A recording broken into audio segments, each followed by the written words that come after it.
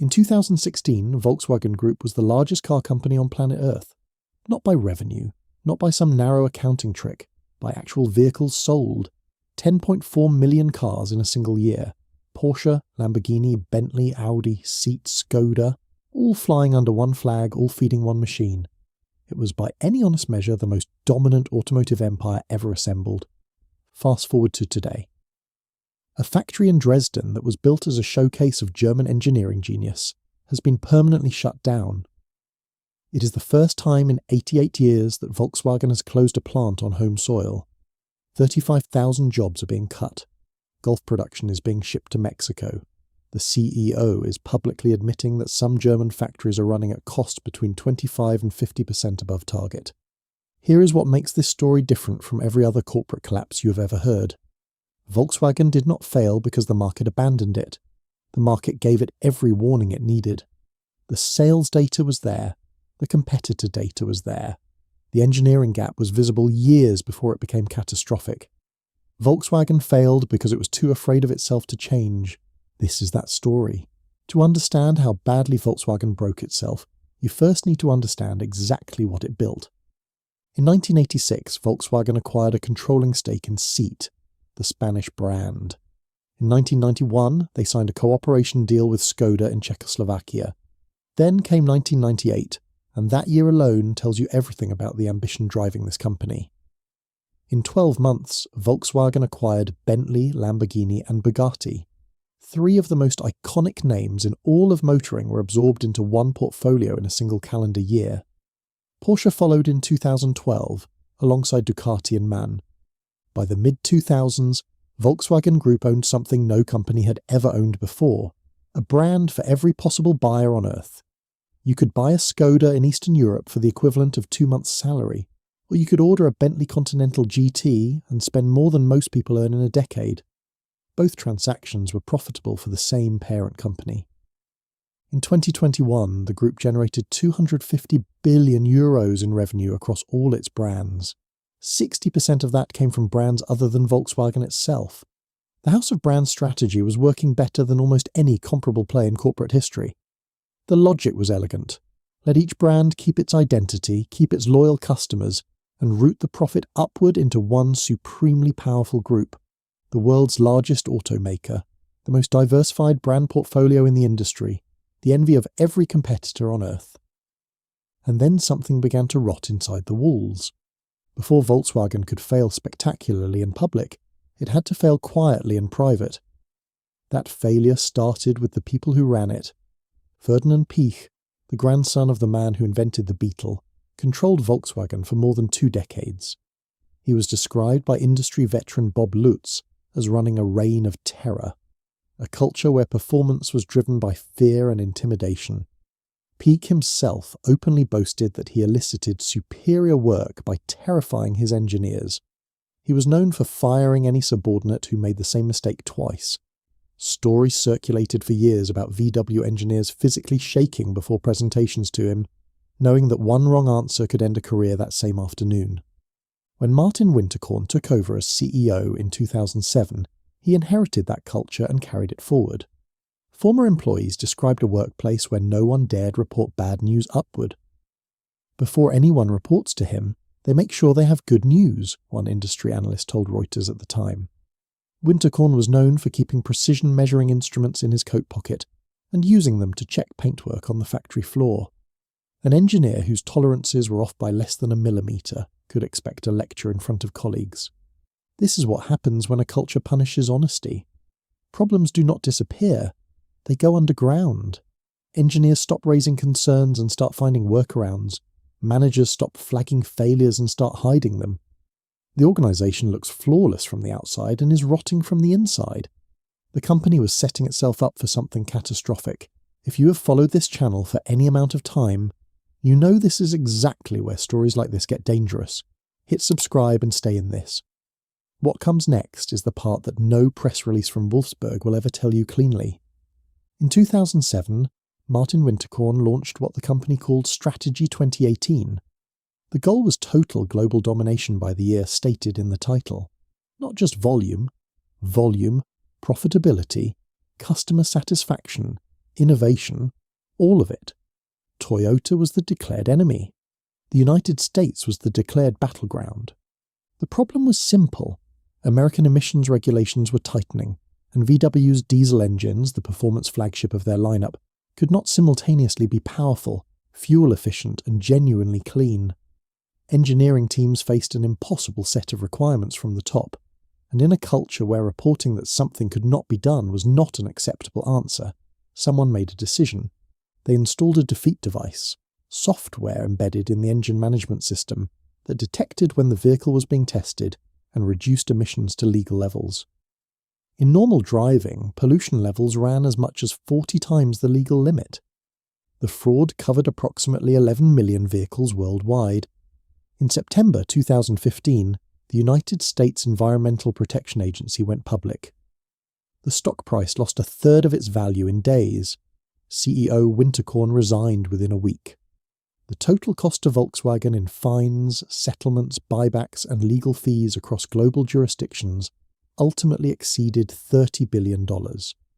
In the United States alone, the company paid $25 billion to resolve civil and criminal claims. The most important number in that paragraph is not the fine, it is the 40 times. 40 times the legal emissions limit. This was not a minor calibration error buried in a code review. This was a deliberate engineering decision made by people who were more afraid of their CEO than of the law. The culture of fear produced exactly the result that a culture of fear always produces. After Dieselgate, Volkswagen needed a new story. What they chose was electric vehicles. In 2015, the incoming CEO, Matthias Müller, announced that the scandal-era Strategy 2018 would be replaced by Strategy 2025. The company is committed to sustainable mobility, digital transformation, and a full pivot to electric. The language was confident. The internal reality was a scramble. A company that had just spent billions paying for the consequences of its diesel obsession was now trying to convince the world and itself that it was a forward-thinking tech company. What followed was one of the most expensive corporate pivots in industrial history. Volkswagen committed tens of billions of euros to electrification. Factories were retooled. New models were announced.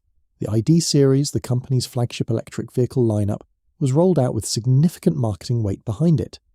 The ID.3 and ID.4 launched to reasonable consumer interest. But there was a problem that no press conference could solve. Building an electric vehicle in 2020 is not about welding metal. It is about writing software. It is about building the digital architecture that controls the drivetrain, the infotainment, the safety systems, and increasingly the autonomous driving features that every modern buyer expects. And Volkswagen, despite a century of engineering pedigree, had no meaningful software capability at all. The company had just traded one unresolvable problem for another. To fix the software problem, Volkswagen created a new division. They named it CARIAD. The idea was to centralize all software development for the entire group under one roof. One unified architecture that would eventually power every vehicle from a Skoda hatchback to a Porsche sports car. The ambition was genuine. The execution became a cautionary tale that business schools will study for decades. CARIAD posted an operating loss of $2.28 billion in 2022, then $2.6 billion in 2023, then $2.64 billion in 2024. Total operating losses across 3 years exceeded $7.5 billion. Revenue was growing, but nowhere near enough to offset the burn rate. The reasons were structural. Instead of hiring software engineers and running the division like a tech company, Volkswagen ran it like a committee. Developers reported spending their time in status meetings rather than writing code. Representatives from Porsche, Audi, Bentley, and the Volkswagen brand all had their own requirements, their own preferences, their own veto points. The software that was supposed to unify the group became a battlefield for group politics. The consequences fell on customers. The ID.4 launched with a software system notorious for freezing and glitching, leading to a recall of over 100,000 vehicles.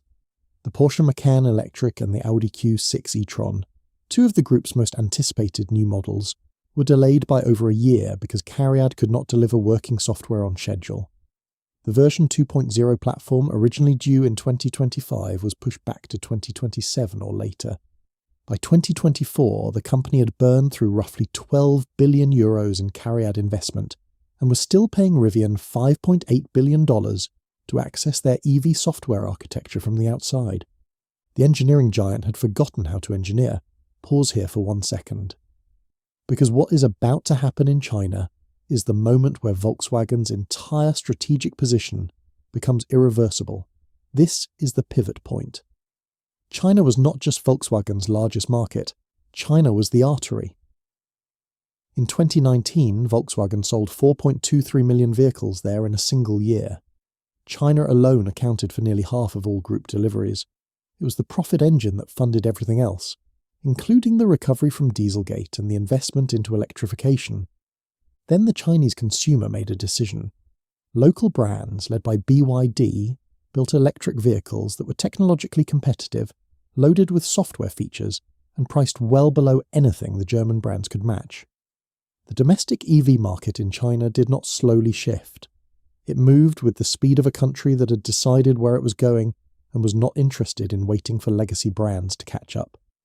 Volkswagen's EV market share in China collapsed from 21% in 2019 to 12.7% in 2024. Group-wide EV sales in China fell by over 44% in 2025. Pure electric vehicle deliveries in the first half of 2025 came in at 59,400 units, a year-on-year decline of 34.5%. Total China sales fell 8% in 2025 across all vehicle types. The number that defines what this means for the company's future. In 2024, investment income from Chinese joint ventures was €1.742 billion. The year before, it was €2.621, a drop of nearly 34%. By 2025, that income was projected to fall to somewhere between €500 million and €1 billion. For 2026, the company described the outlook as unassessable. Volkswagen, which dominated China for nearly 4 decades and entered the market as the first Western brand in 1985, had fallen to third place behind BYD and Geely Auto. The crown jewel was gone. While the Chinese market was collapsing and CARIAD was burning cash, there was a CEO inside Volkswagen who understood exactly what was happening. Herbert Diess had taken over in 2018, directly after Dieselgate, with a mandate to modernize the company. He was blunt, confrontational, and relentless. He openly said that Volkswagen needed to act like a tech company, or it would not survive. He invited Elon Musk to address the senior leadership team virtually from Wolfsburg. He told the supervisory board that Volkswagen had 30,000 excess workers in Germany if it did not successfully transition to electric. The unions heard that number and never forgave him.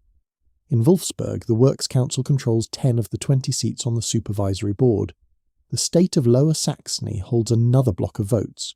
Together, they represent a governing coalition that is fundamentally invested in protecting German jobs, not in making Volkswagen competitive against Tesla and BYD. Diess clashed with this coalition repeatedly. He lost ground slowly and then all at once. In July 2022, the supervisory board voted unanimously to remove him. The announcement came hours after Diess had posted a warm holiday message to employees on LinkedIn, thanking them for their efforts. He had no prior warning that his career at Volkswagen was ending that morning. His replacement, Oliver Blume, was described by insiders as a consensus man, someone who would manage the politics rather than force the transformation. The company had chosen comfort over survival. The internal politics of Wolfsburg had proved more powerful than the need to compete. For 88 years, Volkswagen had never closed a factory in Germany. That record ended in December 2025, when the Dresden plant, originally built as a showcase for the company's engineering capability, permanently stopped production. The site that once produced the Phaeton luxury sedan, and later the ID.3 electric vehicle, was handed over to the Technical University of Dresden to become a research campus. It was not the end of the restructuring, it was the beginning.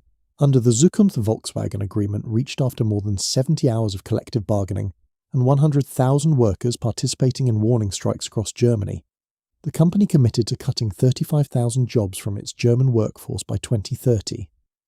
Production capacity across German plants will be reduced by 734,000 units. Golf production, The car that made Volkswagen a global household name is being relocated to Mexico. German factory costs are running between 25 and 50% above the company's own targets. The goal is to save €15 billion per year.